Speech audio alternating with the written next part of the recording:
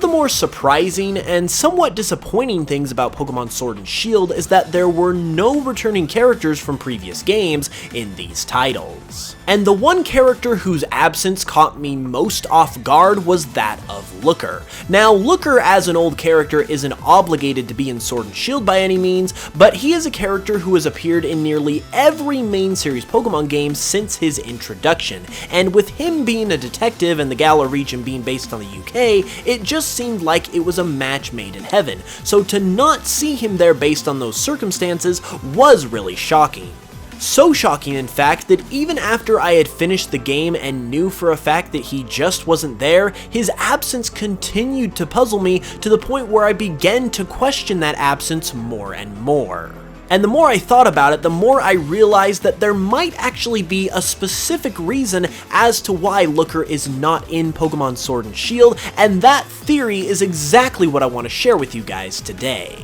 And to start this theory off, we've actually got to look at another classic Looker theory that kind of sets everything up, and that would be the case of Looker's presence within the Generation 1 games Red, Blue, and Yellow. If you play through the Generation 1 games, you will come across an NPC on the SSN who says he is working undercover as a global police agent, which is very similar to what Looker does as a member of the International Police. Meanwhile, there was a very suspicious and unexplained appearance for Looker in Omega Ruby and Alpha Sapphire, where you found him washed up on the shores of the Hoenn region with a case of amnesia, unable to remember how he got there. Very quickly, fans put together the idea that Looker was indeed on that ship in Generation 1, which just so happens to take place at the same time as the events of Generation 3. However, during Looker's boat ride, something must have happened that caused the SSN to sink, much like it does in the anime, and this caused Looker to ultimately get washed ashore, with the traumatic event also giving him a case of amnesia. At the time, this seemed like a really plausible theory until Generation 7 came along and introduced the concept of fallers, who are people who essentially fall through ultra wormholes from one dimension to another, and on the other side end up with a case of amnesia, which is clearly what happened to Looker now that we have that information. However, I have always been a believer that this piece of information can actually work in tandem with this previous theory as opposed to debunking it, because just as likely as it is that Looker's SSN boat ride capsized and ultimately sunk to the bottom of the ocean while he was on it, it is just as likely that an ultra wormhole could have opened at that point in time in his point in need, and he was able to fall through it and save his life as opposed to drowning in the middle of the ocean. But the other very interesting thing about this scenario is that it takes Looker from the Generation 1 titles Red, Blue, and Yellow to the Generation 3 remakes Omega Ruby and Alpha Sapphire, and the main thing that signifies is that Looker has now gone, if the theory is to be believed, from the non-Mega timeline to the Mega timeline.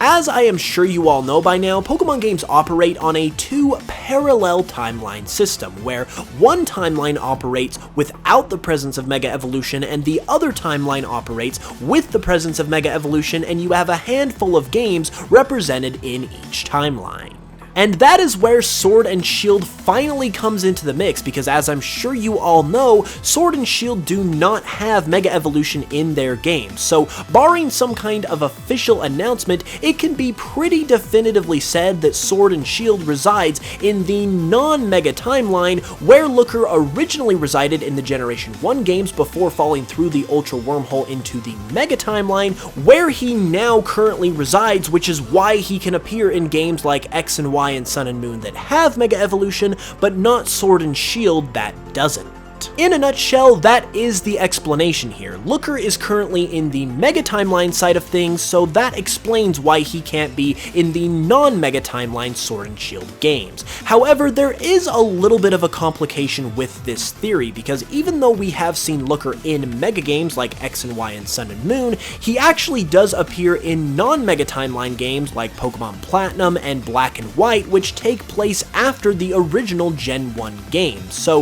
if he fell through to the Mega Timeline during the events of Gen 1, how could he be in games like Platinum and Black and White that are in the non-Mega Timeline after these events take place? Well, the crucial point here that explains everything would be Pokemon Black and White 2. 2. Other than Sword and Shield, Black and White 2 are the only main series games after Platinum where Looker was formally introduced where he does not appear. Especially considering that he appears in Black and White 1 as well, this is particularly odd, but things start to make sense when we consider that according to the official Pokemon timeline, Black and White 2 take place at the same time as Pokemon X and Y, just in different timelines, and we know that Looker is present in X and Y. In my opinion, this is evidence that, especially given his appearance in Black and White, that Looker has somehow found a way to use the Ultra Wormholes to travel back and forth between the timelines, which explains why he can be in the non-Mega timeline in Black and White 1, but then in X and Y in the Mega timeline just 2 years later. And this is where Sword and Shield eventually come back into play.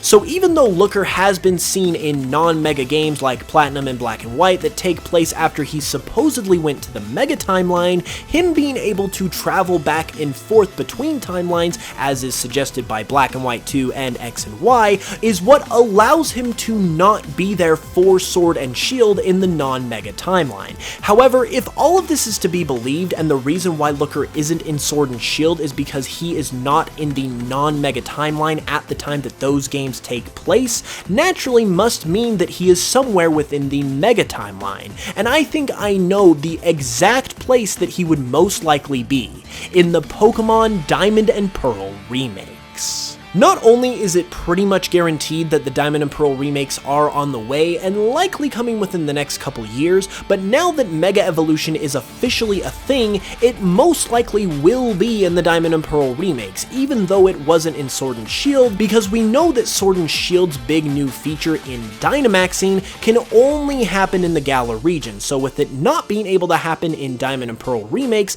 that most likely will make room for Mega Evolution to be there, especially considering that they won't have to introduce some crazy new mechanic like they did in Sword and Shield, because these are remakes of older games.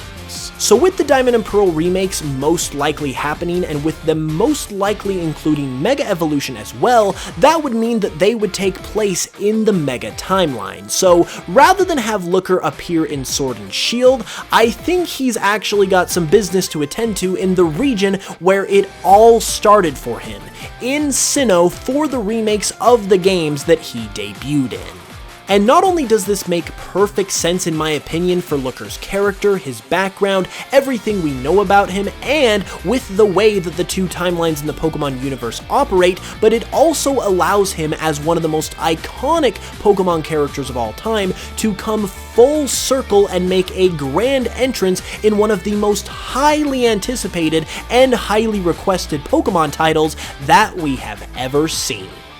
Well, there you have it, guys. That is my theory as to why Looker was not in Pokemon Sword and Shield. Now, truthfully, at the end of the day, this is just a theory. Game Freak very well might not have any reason whatsoever, and especially not a lore story-based reason as to why they didn't include Looker in Pokemon Sword and Shield, but nevertheless, I thought this was really fun to try and explain his absence from an in-universe perspective, so I hope you guys enjoyed. If you did, be sure to leave a like if you enjoyed, and let me know all of your thoughts and opinions on this theory in the comments below. I would absolutely love to hear them. If you are new to the channel as well, be sure to subscribe for more Pokemon content all the time, and if you'd like to support me further, you can do so by checking me out on Spotify and listening to my Pokemon remixes, and checking out my Pokemon Cardinal project if you haven't yet. Both of those are greatly appreciated and help me to make more videos like this for you guys all the time.